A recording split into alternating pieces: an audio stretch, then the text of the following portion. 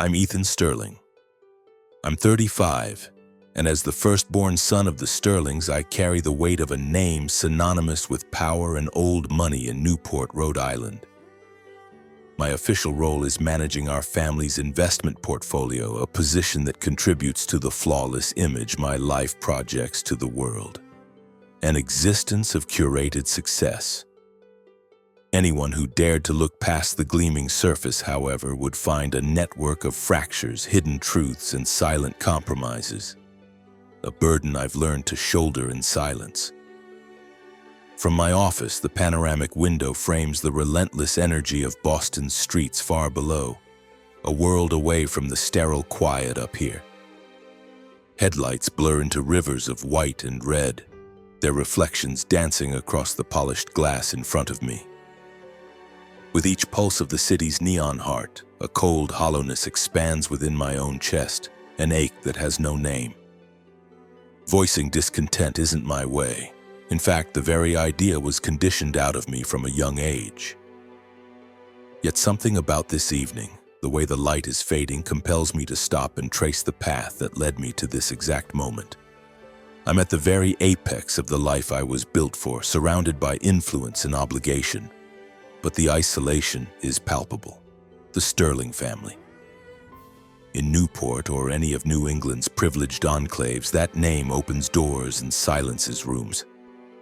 We represent a certain kind of legacy, one built on sprawling coastal manors, generational wealth, and exclusive galas that fill the society pages.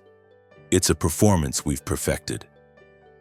My father, Arthur Sterling, clawed his way up, erecting a property empire from nothing but ambition.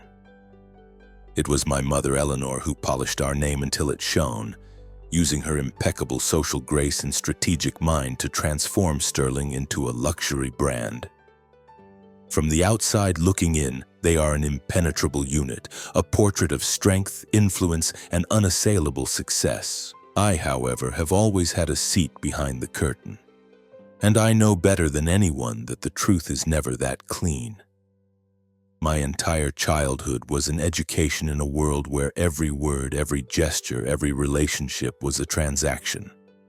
Every aspect of my existence was engineered to project the Sterling standard of flawlessness. The starched collars of my bespoke shirts, the calculated warmth of my expression for the cameras. It was all part of the performance, a role I was never allowed to forget I was playing. As the air, one lesson was drilled into me above all others. Duty is paramount.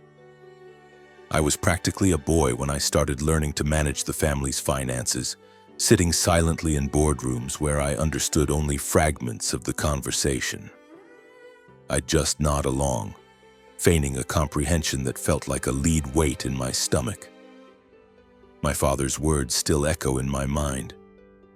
"Ethan," he'd say, his voice low and serious, "you are the guardian of this family's legacy. Do not ever let that fire dim." I took that mandate to heart. I've spent my life tending that flame, feeding it with my own ambitions until its preservation became as instinctual as my own pulse. And then there is Caleb, my younger brother. Oh, Caleb. Just the thought of his name brings a complicated mix of exasperation and a strange, protective fondness that I hate to admit. At 28, Caleb is the living embodiment of defiance. If my life is a meticulously controlled burn, his is a wildfire, a hurricane of impulse that leaves chaos in its wake. He has the kind of effortless charm and devastating smile that makes people forgive him for almost anything. But that charm is a shield for a profound indifference to duty, to our family's name, and most days, it seems, to his own future.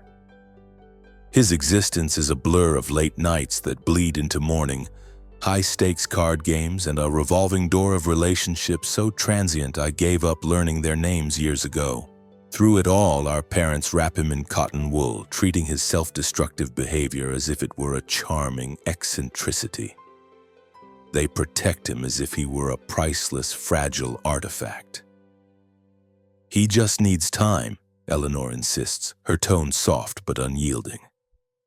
He'll find his way. It's the same line she's used for a decade. But we both know the truth, even if she won't admit it out loud. Caleb's problem isn't youth. It's a hollowness that no amount of time can fill. Sometimes my mind drifts back to when we were just boys, chasing each other across the endless green lawns of our Newport estate. I was always the serious one, the watchful older brother constantly trying to steer Caleb away from the cliffs of his own impulses. I'll never forget the time he shattered an antique porcelain urn, a piece my father treasured. Without a second thought, I stepped forward and claimed responsibility. The verbal lashing I received from my father was severe, his disappointment a physical blow. Caleb just stood behind him, that familiar, infuriating grin playing on his lips. "Appreciate it, Ethan," he whispered before vanishing back into the gardens to continue his games. In that moment, I believed I was shielding him. Now, with the clarity of hindsight, I see that I was just building the walls of his prison of unaccountability brick by brick. This blatant favoritism is a foundational truth of our family, a chronic ache I've learned to ignore mostly. It has always been this way. When I received my acceptance letter to Wharton, my father gave a curt nod. "Good work, Ethan," he said, his tone flat. "It's what's expected." Yet when Caleb flunked his driver's exam for the third time, my mother enveloped him in a hug, murmuring reassurances. "It's all right, sweetheart, you'll get it next time." I refuse to call the feeling jealousy. It's not. But the sting of the inequity is always there, a low-grade hum beneath the surface of my composure. I've dedicated my entire existence to upholding the sterling name, to being the perfect son. Yet the unconditional warmth and affection I crave is something my parents seem to reserve only for him. Amid the suffocating weight of my family, the one true bright spot, my anchor, is Amelia. My wife. She is the calm in my storm. At 34, she's a brilliant cardiologist at one of Boston's top hospitals, a world away from the gilded cage I grew up in. Amelia is not from our circle, and that is precisely what drew me to her. Her values are real, her compassion genuine. Our paths crossed 6 years ago at a hospital fundraiser our family was sponsoring. The memory of that night is still so vivid. She entered the ballroom in a dress of deep sapphire blue, simple but profoundly elegant. Her dark hair was down, falling in soft waves around her shoulders, and she had a smile that was so genuine it seemed to cut through the room's pretentious atmosphere. I watched as she stood with a group of other physicians, completely absorbed in a conversation about new cardiac treatments, utterly unimpressed by the ostentatious wealth surrounding her. I was mesmerized. Amelia is brilliant, intuitive, and possesses a sense of self that is unshakable. She has never been swayed by the drama of my family or blinded by the Sterling name. With her, I'm not Ethan Sterling, the heir to a dynasty. I'm just Ethan, a man who gets worn down by the pressure, who is riddled with self-doubt, but who is always stubbornly trying to do what's right. She is the only person on this earth with whom I can be completely vulnerable, the only one who knows the deep-seated fears I would never voice to another soul. She just listens without judgment, and her counsel is always sharp, always true. Just last week, Caleb created another disaster. A call came in from a private gambling club in Monaco. He'd lost a staggering sum and skipped out on the debt. I had to get on a plane, smooth things over with the owners, and drag my intoxicated brother back home. And just like every time before, my parents met the news with a resigned sigh and the familiar instruction: "Just watch over him, Ethan." I felt a primal urge to shout, to demand why I am eternally responsible for cleaning up the wreckage of his life. In those moments when the rage and injustice threaten to pull me under, Amelia is the only thing that keeps me from drowning. But this morning something was different. When Caleb called, his voice was stripped of its usual bravado. The cocky, deflective tone I knew so well was gone. In its place was a distinct tremor, a raw note of fear I had never heard from him in his entire life. "Ethan," he said, his voice tight, "I have to see you." "It's big." The phrase replayed in my head on a loop as I stared at the clock on my office wall. Each tick a slow, deliberate beat of a drum. I had no idea what kind of explosion was coming, but a cold certainty settled in my gut. This wasn't going to be another gambling loss or a bar fight. This was something else entirely. Just as I was getting ready to leave and meet him, my phone buzzed again. It was my mother, Eleanor. Her voice was brittle, thin ice over a raging current. "Ethan, you need to come home tonight. We're having a family meeting. It's urgent." There was no preamble, no affection, just a command. My stomach clenched. That tone from her could only signal one thing: a crisis involving Caleb. "Yes, Mother," I said, my own voice clipped and formal. I ended the call feeling the familiar weight settle on my shoulders, like a soldier putting on his armor before walking into a minefield. The drive to Newport felt endless, the familiar stretch of highway from Boston to our family home seeming to warp and lengthen before me. The scenery was beautiful, the dense green forest lining the road, the last rays of sunset catching fire on the surface of the ocean. But it all felt like a backdrop to the chaos churning in my mind. What has he done now? What kind of mess is it this time? And a family meeting. What could be so bad that it required a formal summit? I sent a quick text to Amelia letting her know I would be late and that I might need her to come out later. She didn't ask any questions, just sent back a simple message: "Be safe." By the time I pulled through the gates of the Sterling estate, the sky was completely dark. The main house was lit from within, the light from the grand chandeliers spilling out onto the manicured lawns, making the marble pillars and leaded glass windows gleam. Our butler, Thomas, greeted me at the door with his usual professional calm, but I could see the flicker of concern in his eyes.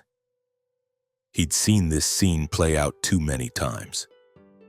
"Mr. Ethan, they're all waiting for you in the main parlor," he said, his voice barely above a whisper. I gave him a tight nod and walked into the house, the oppressive silence hitting me like a physical force. The scene was a familiar tableau of impending disaster. My father, Arthur, was in his oversized leather wingback, a heavy tumbler of scotch cradled in his hand, his eyes narrowed and hard. My mother stood rigidly by the towering bay window, her arms crossed so tightly over her chest it looked painful. Her emerald silk gown only amplified her regal, intimidating posture. And then there was Caleb. He was slumped on the velvet sofa, his head hung low, his hands knotted together in his lap as if he were physically trying to hold himself together. The silence in the room was absolute as I entered, but the tension was a living thing, thick and suffocating. A tempest was about to break. "Ethan, sit down," my father commanded, his voice a low rumble that permitted no argument. I chose an armchair opposite him, arranging my features into a mask of composure that felt a universe away from the turmoil inside me. "What's happened?" I asked, my gaze shifting from my father to my mother and finally landing on my brother. Caleb wouldn't meet my eyes. He just muttered something I couldn't understand into his chest. My mother drew in a sharp, unsteady breath as if bracing for an impact. "Caleb has an announcement to make," she said, and for the first time I heard a faint tremor in her voice. "And Ethan, we need you to handle it, as you always do."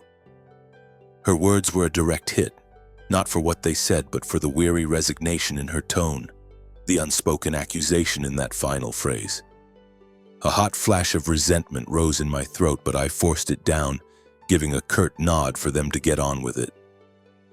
Finally, Caleb lifted his head.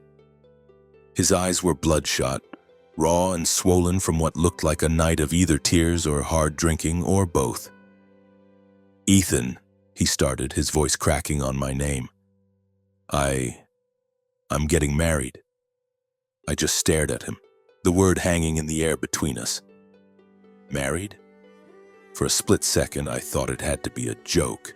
Caleb, the man whose relationships had the shelf life of fresh produce, was talking about marriage?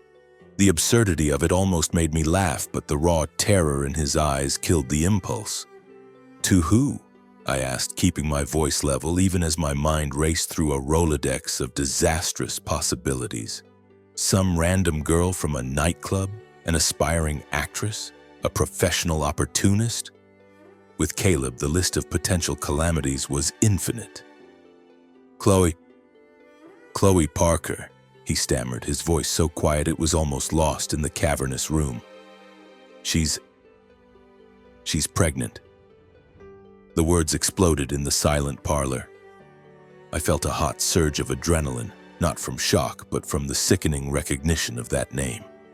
Chloe Parker, a 25-year-old model who came from nothing, a woman I'd seen on Caleb's arm at a few events. But pregnant? That wasn't just a mess. That was a Category 5 hurricane aimed directly at our family. My father slammed his glass down on the mahogany side table, the sharp crack echoing like a gunshot in the tense silence. Pregnant, he seethed, his voice a low growl of fury. Out of wedlock. Do you have any concept of the scandal this will bring down on this family, Caleb?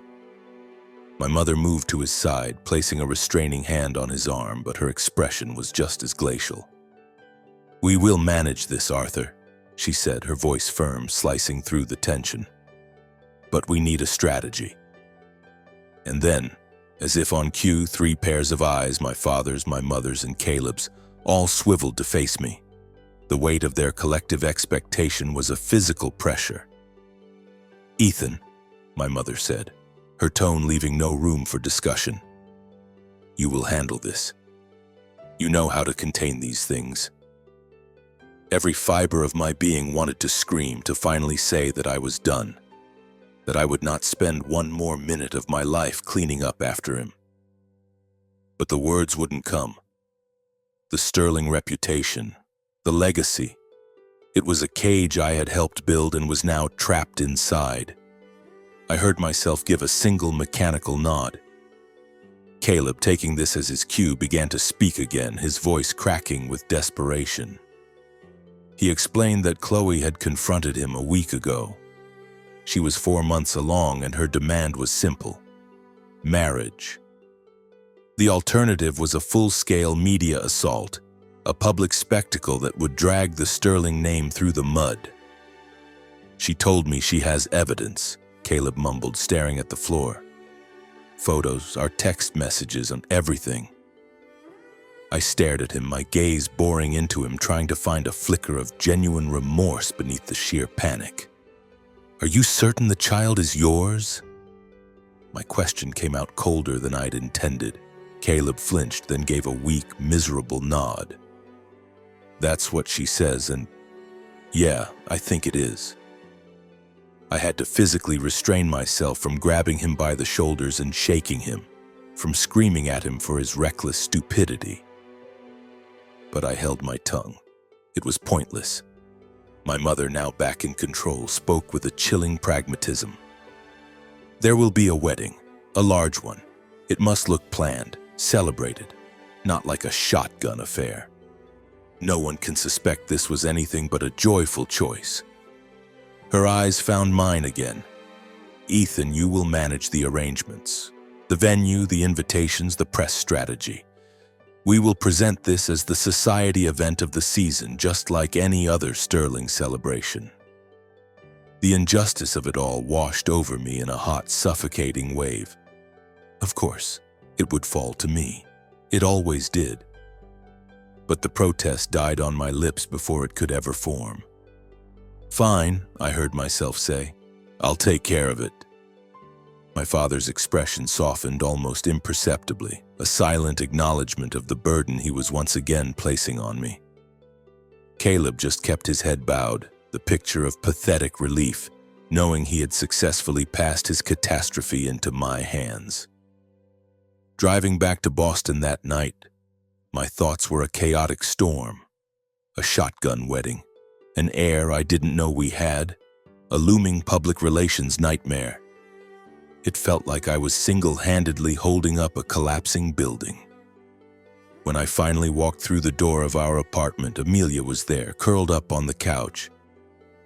She had a glass of red wine in one hand and a medical textbook in the other, and the sight of her was the only calm I'd felt all day.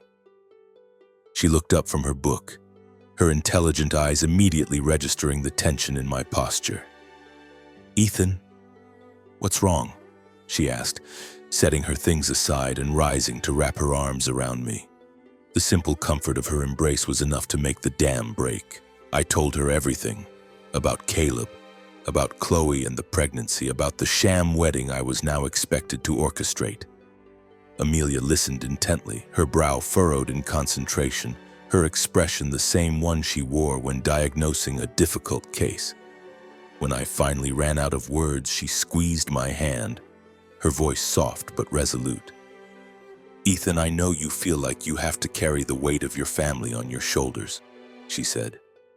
"But this situation, it feels wrong. There's something you're not seeing. You need to be cautious." "Cautious of what?" I asked, though a part of me already knew. Amelia had a way of seeing the patterns I was too close to notice. "This Chloe woman," she said, a flicker of professional skepticism in her eyes. "If her first move was to threaten your entire family to force a marriage, then this isn't just about the baby. There's more to it. You need to find out what she really wants." I nodded slowly, a cold unease creeping up my spine. She was right. This was too clean, too simple for a woman who played her hand so aggressively. Something was off, and it was now my job to figure out what it was, even if that meant turning a harsh light on Caleb, on Chloe, or even on my own parents. For the moment, however, my personal investigation would have to wait. I had a spectacular lie of a wedding to produce, and as the Sterling family's chief fixer, I had to ensure it was, at least from the outside, absolutely perfect.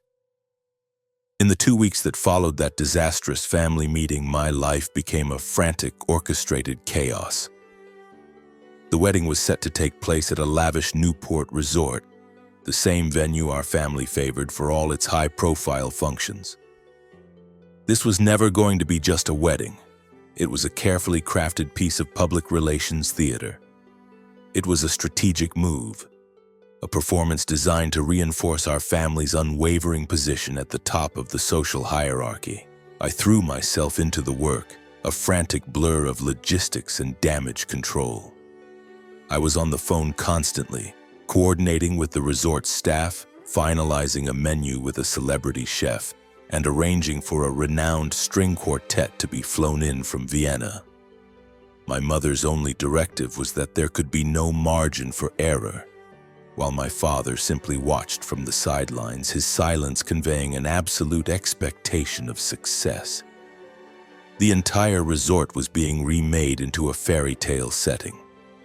The winding garden paths were lined with thousands of white roses and illuminated by shimmering crystal chandeliers hung from the trees. I'd chartered a 150-foot yacht for a sunset dinner cruise the evening before the ceremony. The guest list was a who's who of the East Coast elite. Captains of industry, politicians, even a few movie stars had confirmed they would be there. The budget for the 4-day affair had already soared into the millions, but for the Sterlings, the cost was irrelevant. What mattered was our image, and I was the one responsible for protecting it at any price. I stood on the terrace of the bridal suite, staring down at the sprawling lawn where the final preparations for the reception were underway. The tables were set with pristine linen, every piece of silverware polished to a mirror shine, and the air was thick with the sweet fragrance of imported lilies. It was a scene of utter perfection, yet the knot of anxiety in my stomach only tightened. Amelia's warning echoed in my mind. Something was deeply wrong here, and I knew with a certainty that chilled me to the bone that Chloe Parker was the source of it. The marathon of events kicked off with a welcome reception around the resort's infinity pool. It was a sea of designer dresses and expensive champagne. I stood by Amelia's side in a perfectly fitted charcoal suit while she looked effortlessly stunning in a sea green silk gown. She moved through the crowd with her usual grace, exchanging pleasantries and laughing at all the right moments. But I could feel her mind working, absorbing every detail. That was Amelia, poised, elegant, and perpetually observant. "How are you holding up?" she murmured as we found a quiet moment near the bar, where waiters were circulating with trays of overflowing champagne flutes. "I'm fine," I lied, but the words sounded hollow even to my own ears. Amelia gave me a knowing look, her head tilted slightly. "You're watching Chloe, aren't you?" she asked softly. I couldn't deny it, so I just nodded. "She's by the cabanas," Amelia said, subtly directing my gaze toward a cluster of guests.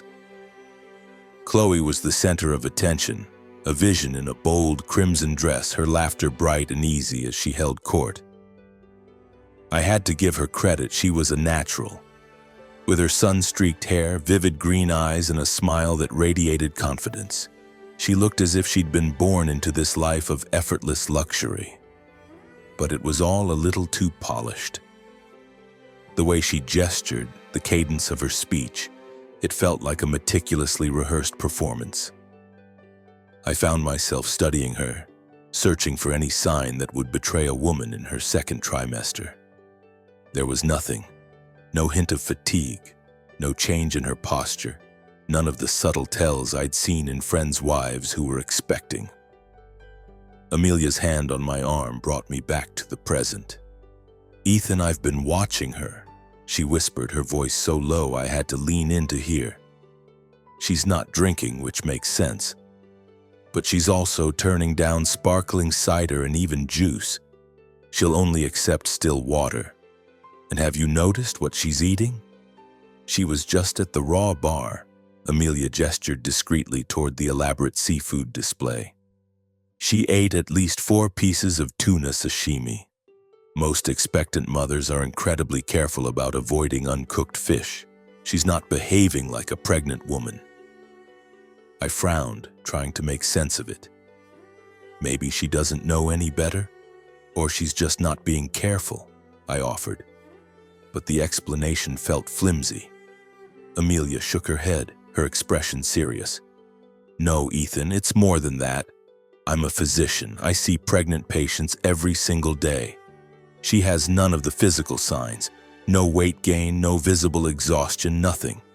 And look at the way she keeps touching her stomach. It's like a prop." My eyes followed hers back to Chloe. She was in the middle of a story, one hand placed delicately on her abdomen in a classic maternal pose. A few of my mother's friends were gathered around her, cooing about the baby, and Chloe was playing her part to perfection. "Oh, the little one is so active already," she exclaimed, her voice a pitch too high. "Always kicking." Amelia was right. It was a performance, a caricature of pregnancy. The way she deflected direct questions about her due date, the theatricality of it all, it was a series of flashing warning signs. The next evening after the yacht cruise, Amelia and I escaped the suffocating festivities for a few minutes and walked through the resort's gardens. Moonlight silvered the leaves of the rose bushes, and the rhythmic sound of the ocean was a welcome relief from the forced chatter. I held her hand tightly, feeling her presence as the only solid thing in a world of illusion. "She's faking it, Ethan," Amelia said, her voice quiet but certain. There was no hesitation, no room for doubt. "I don't know how, but I am almost positive she is not pregnant." I let out a long, weary breath and kneaded my temples. But if she is lying, what's the end game? Why go to all this trouble just to marry Caleb? What could she possibly want from this? Amelia met my gaze, her expression a mix of sympathy and steely resolve. Money, status, access, and maybe it's a form of revenge for something we don't even know about. It could be anything, Ethan, but you have to get to the bottom of it. If this is some kind of elaborate con, she's not just using Caleb, she's playing your entire family. I nodded, the weight on my chest growing heavier. As much as I didn't want to believe it, as much as I wanted this nightmare to be a straightforward problem I could solve with money and logistics, I knew Amelia's intuition was almost never wrong. I had to watch more closely, start probing for the cracks in Chloe's story. My first attempt was with Caleb, but it was like trying to reason with a brick wall. "Ethan, just drop it," he snapped when I cornered him during the dinner cruise. "Chloe says she's pregnant. I believe her, and that's the end of it." "You believe her?" I shot back, my voice sharper than I'd meant it to be. "Caleb, you don't even know when she's supposedly due. Have you asked for her doctor's name? Have you seen a single ultrasound photo?" He glared at me, his eyes flashing with a mixture of fury and desperation. "Why do you have to question everything? Why can't you just leave me alone for once?" He stormed off before I could respond. I wanted to scream after him that I was doing this for him, to protect the family he seemed so determined to destroy. But I just turned and walked away, the familiar feeling of frustration and helplessness washing over me. He would never change, and I would always be the one left to pick up the pieces. By the morning of the third day, the day of the actual wedding, my nerves were frayed to the breaking point. Chloe emerged for the ceremony looking like a storybook bride. She was wearing a magnificent white gown with a cathedral-length train that trailed behind her, her face obscured by a delicate lace veil that danced in the sea breeze. She was the picture of innocence, a blushing bride from a fairy tale. But when our eyes met for a brief moment, the look in hers, cold, sharp, and utterly calculating, sent an involuntary shudder through me. I went through the motions of my duties, overseeing the final details, ensuring every part of the production was flawless. But my mind was a vortex of suspicion. As the ceremony began, Amelia, standing next to me, leaned in close. "Ethan," she whispered, her voice urgent. "I did some checking. Chloe told your mother she's been seeing an OB/GYN at Mass General. I have a friend who's a senior administrator there. I called her. They have no patient on file named Chloe Parker." My head whipped around to face her, my pulse hammering in my ears. "Are you sure?" Amelia's nod was firm. 100%. "Ethan, she is lying about everything. We have to figure out what's going on before this charade becomes legally binding." I looked back at the altar, where Chloe was now clutching Caleb's arm, beaming out at the crowd. But her smile didn't reach her eyes. It was a mask, a performance for the audience. A wave of cold dread washed over me. Amelia was right. This whole thing was a lie, and I was not going to let this woman drag my family and my brother into her scheme. I squeezed Amelia's hand, my decision made. "Tonight," I murmured, my voice low and determined, "we're going to confront her. This ends tonight." The third day of the wedding festivities at the Newport Resort was a blur of performative opulence.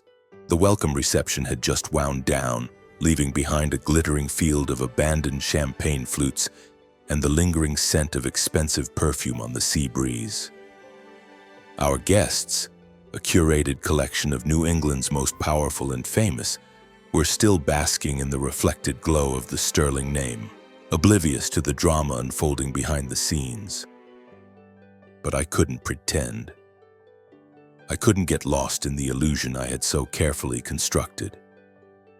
Every polite smile I offered, every hand I shook felt like a lie, a thin veneer over the chaos churning inside of me. For 3 days, Amelia and I had been observing Chloe, and my wife's initial suspicions had solidified into my own cold certainty. I took a steadying breath, trying to force my racing thoughts into some semblance of order. I still couldn't fully wrap my head around the idea that this entire wedding was built on a lie, but the evidence was becoming impossible to ignore. And Caleb, my brother, the person I had spent a lifetime shielding from consequences, might be complicit in something far more damaging than I could have ever conceived. "Okay," I said, my voice firm with a resolve I didn't entirely feel. "Let's do this now." I found a member of the hotel staff and asked him to discreetly invite Chloe to one of the private conference rooms on the lower level, using the excuse that we needed to review a last-minute change to the seating chart. Amelia and I went ahead to the room, a quiet wood-paneled space dominated by a long mahogany table. The air was still and cool, but my heart was hammering against my ribs. I felt like I was walking onto a battlefield, completely unsure of the outcome. Chloe arrived a few moments later, still wearing the stunning crimson gown from the reception. Her smile was radiant, but I could see a flicker of caution in her eyes. "Ethan, Amelia," she said, her voice like warm molasses. "Is everything all right? I thought we were all set for the big day tomorrow." "Please have a seat, Chloe," I said, indicating a plush armchair across the table. She sat, her smile never wavering, but I saw her fingers tighten on the fabric of her dress, a small crack in her perfect facade. Amelia stood beside me, her posture calm and professional, her gaze steady and analytical, like a surgeon assessing a patient before the first incision. "Chloe," I began, forcing my voice to remain even, a stark contrast to the storm inside me. "We need to talk about the baby." Her smile wavered just for a fraction of a second, but it was enough. We were on the right path. "The baby?" she repeated, her voice a shade too high. "What about it?" Amelia took a step forward, her tone gentle but firm, the one she used with frightened patience. "Chloe, I'm a physician, and over the last couple of days I've noticed a few things that have made me concerned. You've told everyone you're 4 months along, is that correct?" Chloe nodded, her eyes darting nervously between us.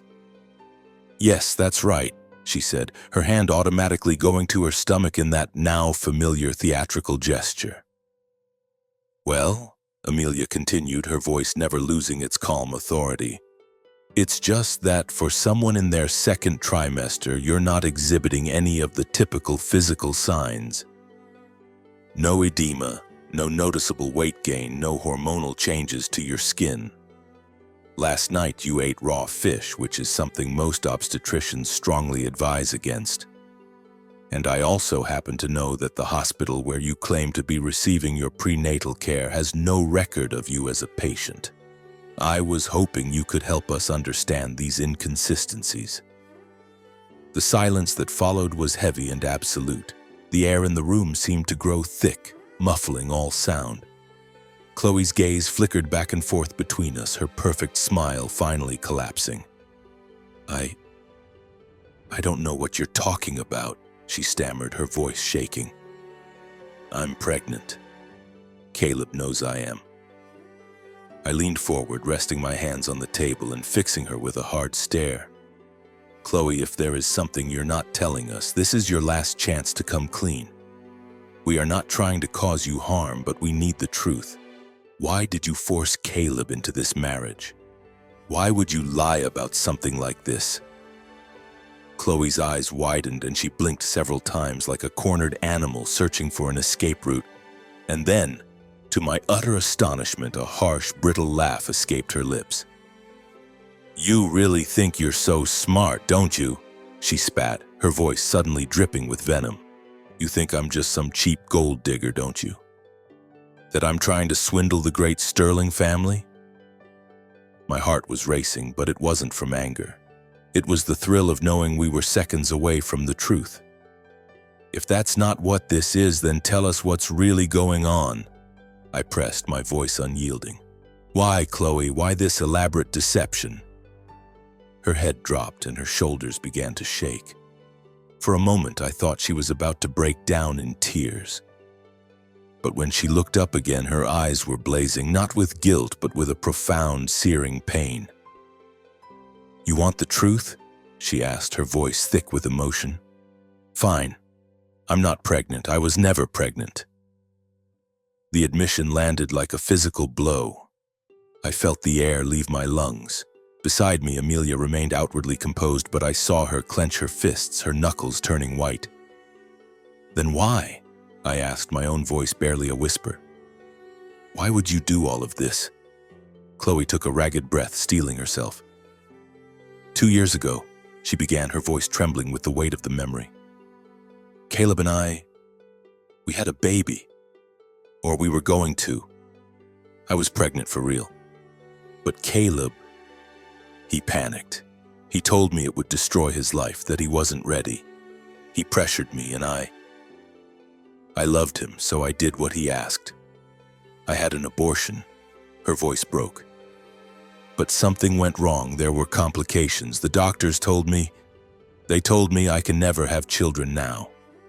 Her story was a cascade of raw, unfiltered agony. I felt the blood drain from my face. Caleb, my brother. I knew he was selfish and irresponsible, but this was a level of cruelty I hadn't known he possessed. Beneath the table, Amelia's hand found mine, her grip a lifeline keeping me grounded.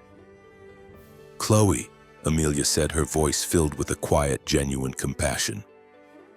I am so sorry that happened to you, but I still don't understand. Why fake a pregnancy now? Why force him to marry you? Chloe looked at us, the tears finally overflowing and carving tracks through her makeup.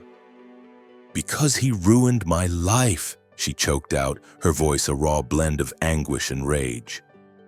Even after what happened, Caleb would still show up at my apartment, usually drunk, use me, and then disappear for weeks, treating me like I was disposable. I lost everything because of him.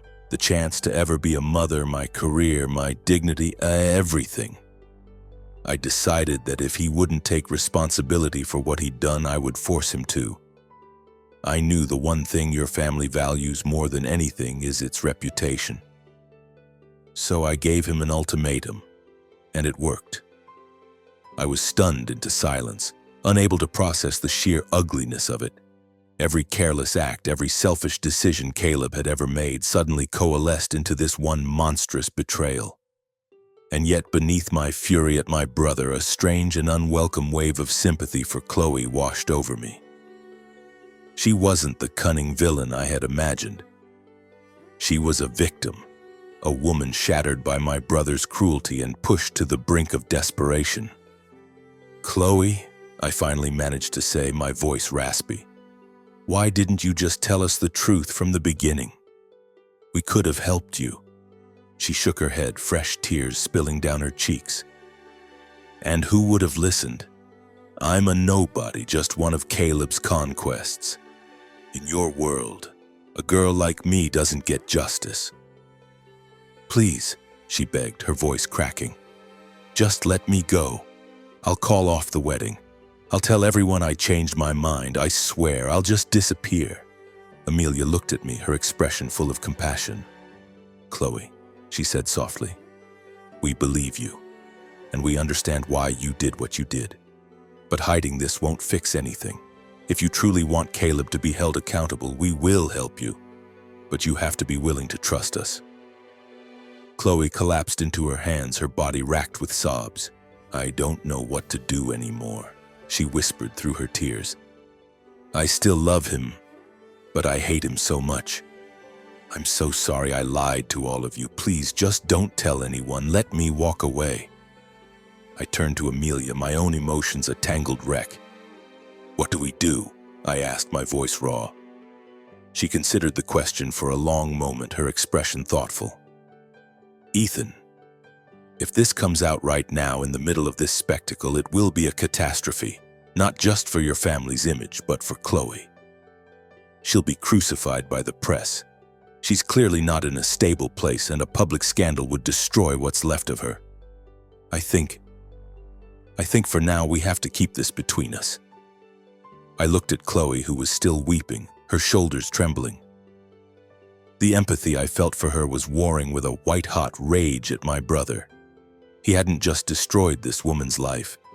He had once again made his disaster my problem to solve. But Amelia was right. A public explosion would create more victims, not solutions.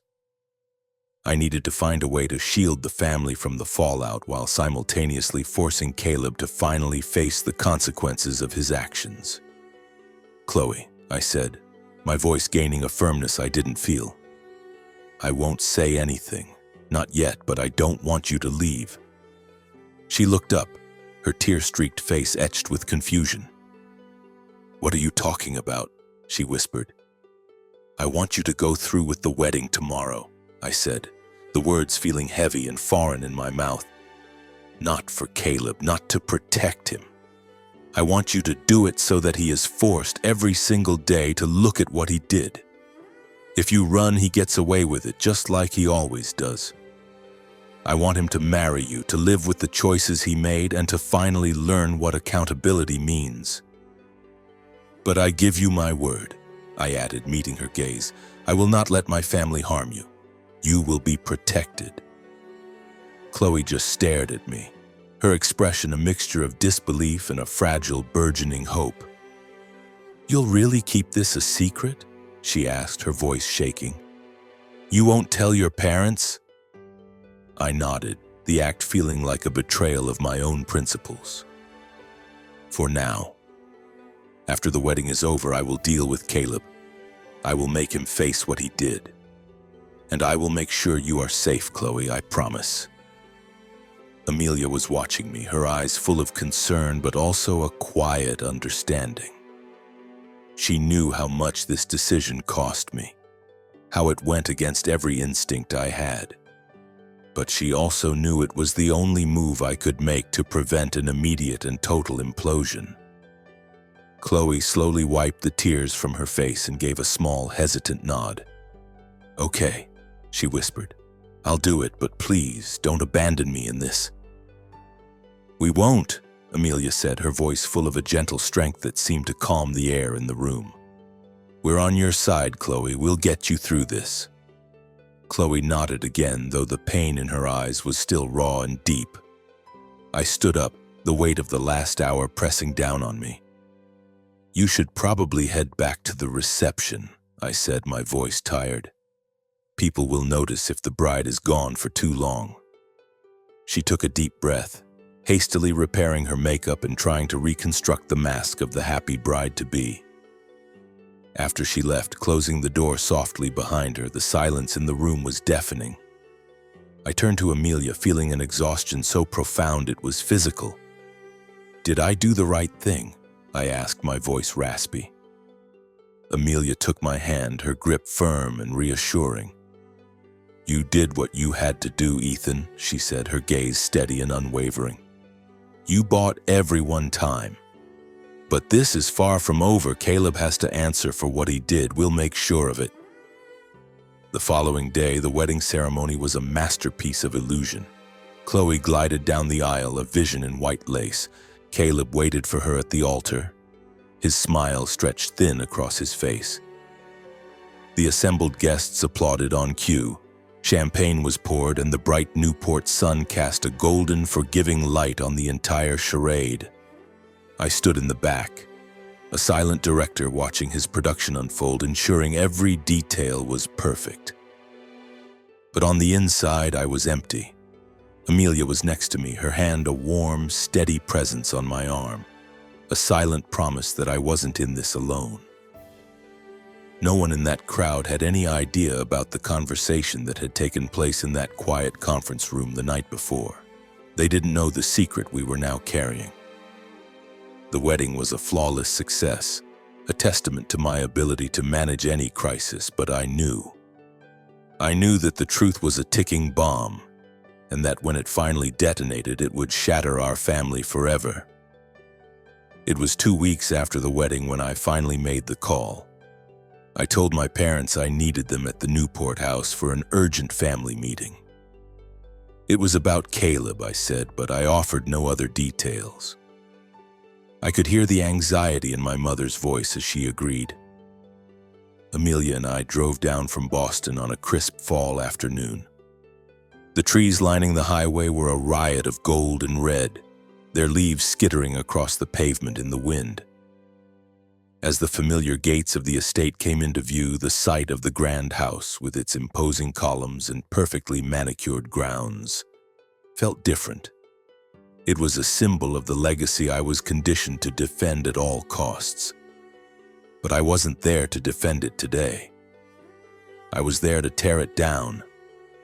We walked into the main parlor to find the family already assembled in a tense, silent formation. My father was in his usual throne-like armchair, a glass of scotch in his hand, radiating an aura of impatient authority. My mother, elegant as always in a cashmere sweater set, couldn't hide the worry in her eyes. Caleb was sprawled on the couch, affecting an air of boredom that didn't quite mask his defensiveness. And Chloe stood by the window, looking small and fragile, her posture rigid with tension. "Ethan, what is the meaning of this?" my father asked, his voice sharp and cold. "You said this was an emergency. Don't play games with us." I drew a steadying breath, Amelia's hand a warm point of contact at my back, a silent signal of her support. "This is about Caleb," I said, my voice even and clear, cutting through the tension. "It's about Chloe, and it's about the lie their marriage is built on." Caleb jumped to his feet, his face flushing with anger. "What the hell are you talking about?" he snarled, but I could hear the faint tremor of fear beneath the bravado. He knew. I ignored him and addressed my parents directly. "The night before the wedding, Amelia and I spoke to Chloe. We had concerns about her pregnancy, so we asked her about it. And she told us the truth, a truth that you all need to hear." I turned my gaze to Chloe, who was staring at the floor, her hands twisted together so tightly her knuckles were bone white. "Chloe," I said, my voice softening slightly, "do you want to tell them, or should I?" She looked up, her eyes swimming with unshed tears. I'm not pregnant," she whispered, the words so quiet they were almost swallowed by the cavernous room. "I was never pregnant." A thick, suffocating silence descended, so absolute it felt as if the very air in the room had solidified. My mother let out a small, strangled gasp, her hand flying to her mouth as her eyes widened in disbelief. My father's knuckles turned white as he gripped his glass, his expression hardening into a mask of cold fury. "Not pregnant?"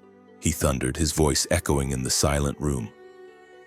"You concocted this entire story to blackmail this family into a marriage? What is the meaning of this deception?" "Let her finish," I cut in, my tone sharper than I intended. "There's more to the story." Chloe flinched but found the strength to continue, her voice thick with unshed tears. 2 years ago, I was pregnant with Caleb's baby, but he told me he wasn't ready, that it would ruin his future. He convinced me to have an abortion. Her voice broke on a sob. "I did it because I loved him. But there were problems, complications from the procedure, and the doctors, they told me I would never be able to get pregnant again." She paused, struggling to compose herself. "After that, Caleb still came around, but only when he was lonely or drunk. He used me, and I let him. I faked the pregnancy because I couldn't stand it anymore. I just wanted him to finally face what he had done to me." The silence that followed her confession was crushing. The only sound in the room was my mother's quiet, heartbroken sobs. My father rose slowly from his chair, his hand shaking so badly the ice in his glass rattled. "Do you have proof of this?" he asked, his voice a low, dangerous growl. Chloe nodded, her hands trembling as she reached into her purse and pulled out a manila folder. "My medical records," she said, her voice barely a whisper. "From the clinic. It's all in there." My father snatched the folder from her and began rifling through the documents, his face a stony mask. Caleb, his face now a mottled red, scrambled to his feet. "She's making it up!" he yelled, jabbing a finger in Chloe's direction. "She's a con artist trying to ruin my life. I never forced her to do anything." "That's enough," I thundered, taking a menacing step toward him, my hands clenching into fists at my sides. "Don't you dare stand there and call her a liar. You did this. You destroyed her life and you thought you could just walk away like you always do. But it's over, Caleb. This time, you're not getting away with it." My mother turned to me, her face streaked with tears. "Ethan, why?" she pleaded. "Why didn't you tell us this before the wedding? Why would you let it go this far?" I faced her, the weight of my own complicity a heavy ache in my chest. "Because he has to be held accountable, Mother. For once in his life, do you have any idea what you and Father have enabled him to become?" My father looked up from the medical records, his face pale and drawn. He looked at me, his expression unreadable. "What do you propose we do now, Ethan?" he asked, his voice quiet but heavy with the unspoken admission that I was now in charge. I took a deep breath, knowing my next words would irrevocably alter the course of our family. "Caleb needs to face the consequences," I said, my voice hard as steel. "He needs to make this right with Chloe. Whether that means staying in this marriage and truly committing to it or finding some other way to genuinely atone for the damage he's caused, I don't care. But his free ride is over, and Chloe is to be protected. She will not be cast aside or slandered. She has been through enough." Chloe looked at me, her eyes wide with a mixture of fear and a fragile, dawning gratitude.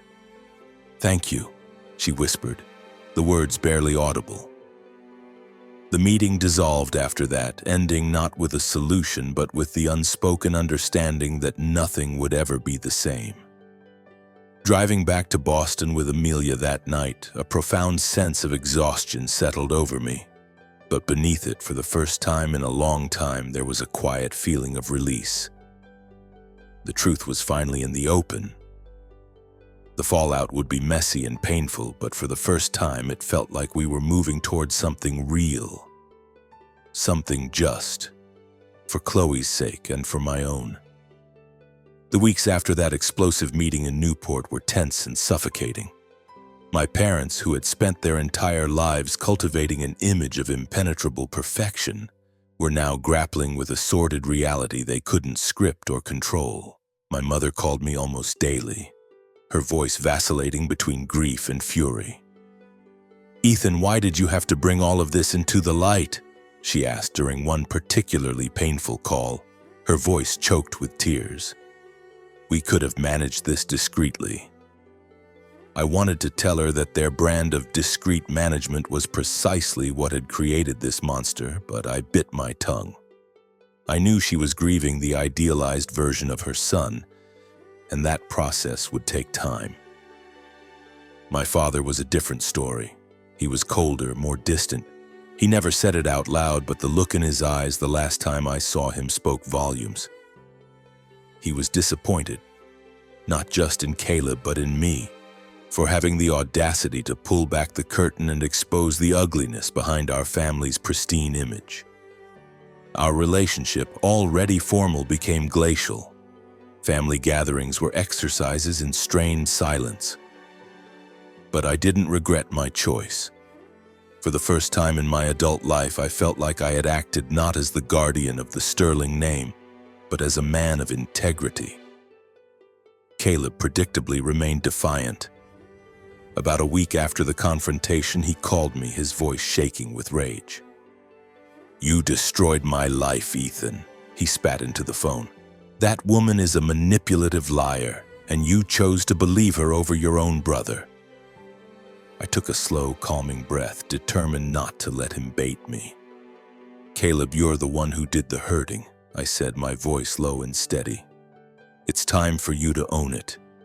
He slammed the phone down. A few days later, my mother called to inform me that Caleb had hired a divorce attorney and was planning to file immediately. He was still convinced he could simply erase his mistakes.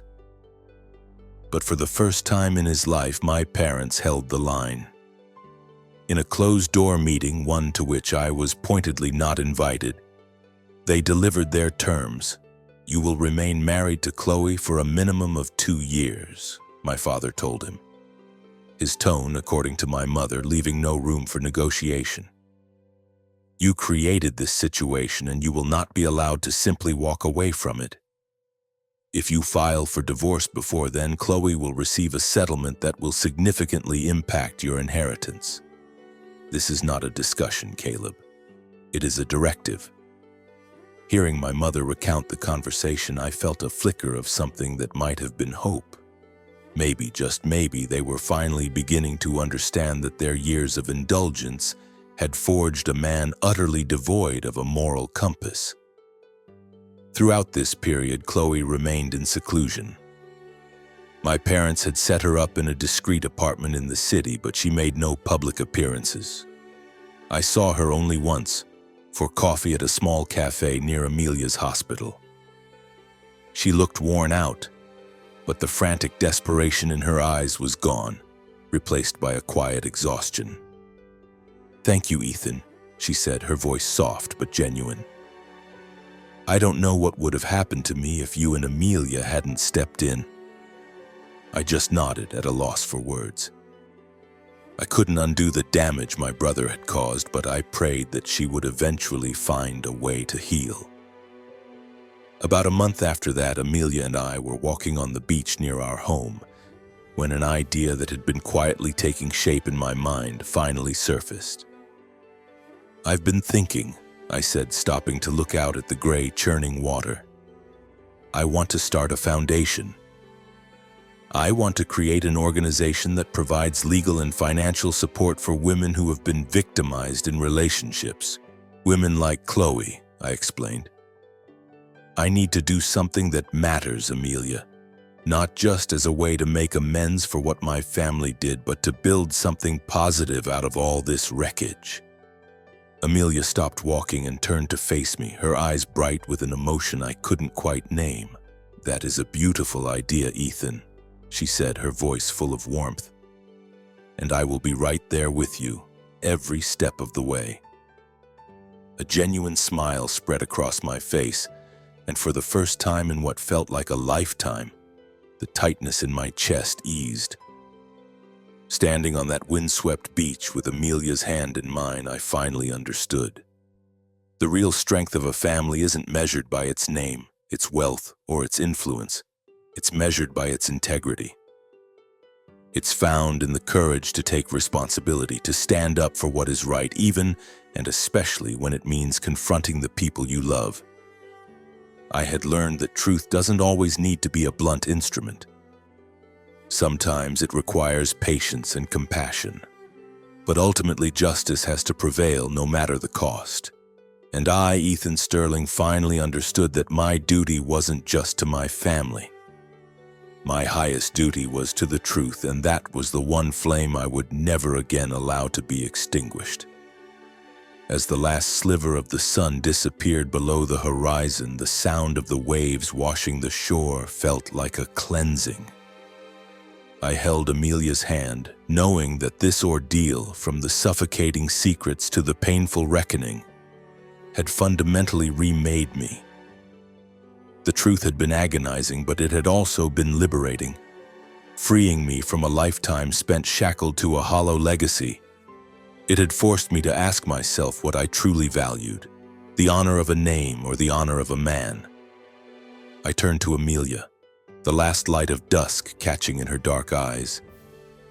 "Have you ever had to hold on to a secret?" I asked her, knowing that revealing it would cause someone immense pain. She gave me a small, sad smile. "Yes, Ethan, I have. But what I've learned is that secrets only offer a temporary shield. The truth, no matter how sharp, is the only thing that allows people to truly heal and move on." Her words resonated deep within me. My life, and I imagine the lives of many others, is defined by these moments, these impossible choices. Have you ever found yourself caught in that same bind, guarding a secret to protect someone you care about, only to realize that the silence was doing more harm than good? Maybe it was something small, like covering for a colleague's error to avoid conflict. Or maybe, like me, you were faced with something monumental, a choice between loyalty to your family and a duty to a stranger who had been wronged. This story, with all its messiness and pain, might bring to mind the difficult crossroads in your own past. Was there a time when you struggled to do the right thing, knowing it would cause a rift in your family or friendships? Did you choose the comfort of silence or the difficult path of speaking out? And how did that decision ultimately shape the person you are today? Sometimes just acknowledging those choices, even if only to yourself, is the first step toward finding your own kind of peace. Just as I was finding mine right here on this beach with the waves and the twilight as my witnesses,